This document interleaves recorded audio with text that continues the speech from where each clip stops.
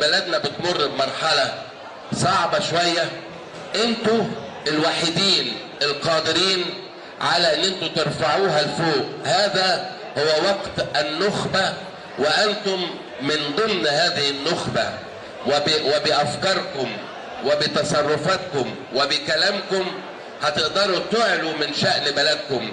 نكبر كلنا على الحاجات الصغيرة، لأن الحاجات الصغيرة زائلة، لكن مصر العظيمة اللي عايشة جوانا كلنا لازم نرعاها بعينينا وبقلوبنا، وقبل عينينا وقلوبنا بعقلنا.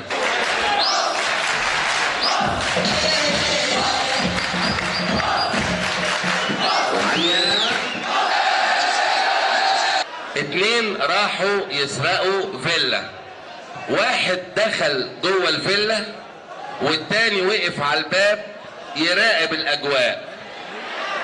اللي دخل جوه الفيلا ده بالليل لقى صاحب البيت، حس بصوت في الفيلا، قام لقى الحرامي قدامه، اشتبكوا مع بعض، الحرامي موت صاحب البيت. الواقف بره ده عشان له سؤال تاني، يتسأل عن ايه؟ عن السرقة؟ القتل؟ الاتنين. انت بتقول السرقة. طيب هجاوب. لو ترشحت الانتخابات هروح طلع يا دكتور احمد. لا، انا لا ليا في الانتخابات، سواء انتخابات رئاسة او مجلس شعب، ماليش في اللعبة دي خالص. انا خليل، وانا والله بحبكم كمان جدا. ياسر محمود اعلن في برنامج مساء الانوار ان هو اعتزل التحكيم، ارجو ان هو ما يرجعش يحكم تاني، ده رايي. حاضر. خلي بالكم كل اللي انا بقوله ده هطلعه لكم على الشاشه، كل اللي انا بقوله ده هيطلع على الشاشه، هطلع عينيكم على الشاشه.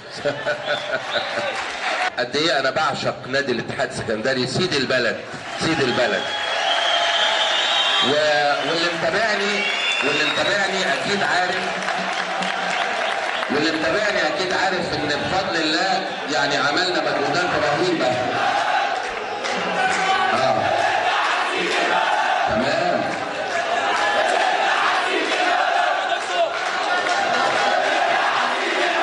اذا لو الزمالك اخذ الدوري نقول له مليون مبروك، ولو الاهلي اخذ الدوري نقول له مليون مبروك، ولو الاسماعيلي اخذ الدوري نقول له مليون مبروك.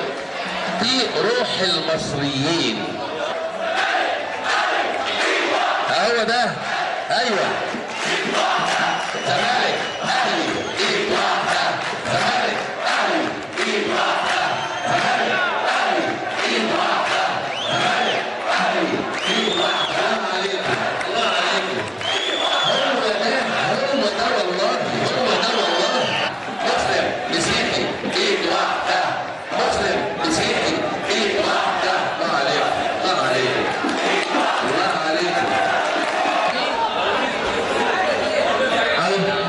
لو سمحتوا انا تمشي